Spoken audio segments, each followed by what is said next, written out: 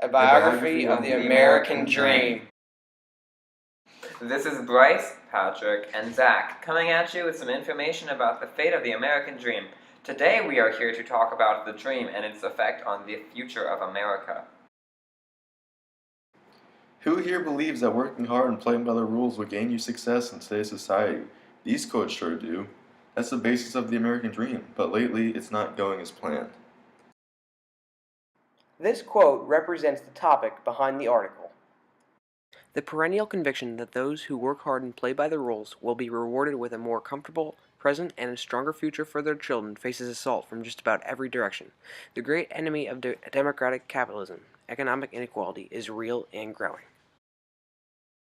Thomas Jefferson regarded the American political system as the world's best hope.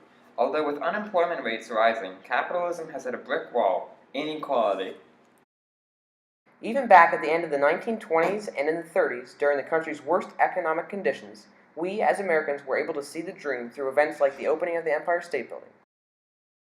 And after 9/11, with the strength of the American people binding together, we recovered by rebuilding One World Trade Center, showing that the American dream still lives on today. The dream that the American society will always provide a better tomorrow is slowly fading.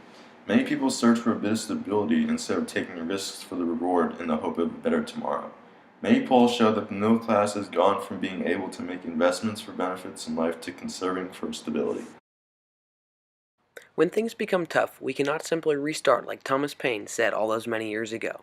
But we can persevere knowing that today might be tough, but tomorrow will be better, no matter how people believe the dream is changing. Like Franklin D. Roosevelt said, the great fact to remember is that the trend of civilization itself is forever upward, that a line drawn through the middle of the peaks and valleys of the centuries has always been an upward trend. Yay, we have some time to discuss the personal views on the article.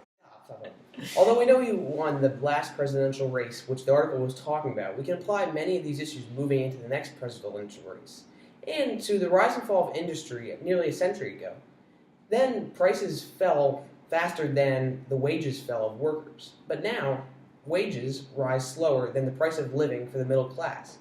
The article talks about economic inequality for the citizens of the United States, which would in turn ruin the American dream. But the same article mentions that roughly 90% of Americans self-identify as middle, upper middle, or lower middle class.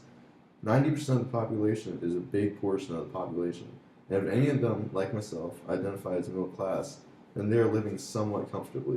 The top 1% may have 58% of the income, but that still leaves 42% of money flowing into the economy for the rest of the population, which is still a lot of money.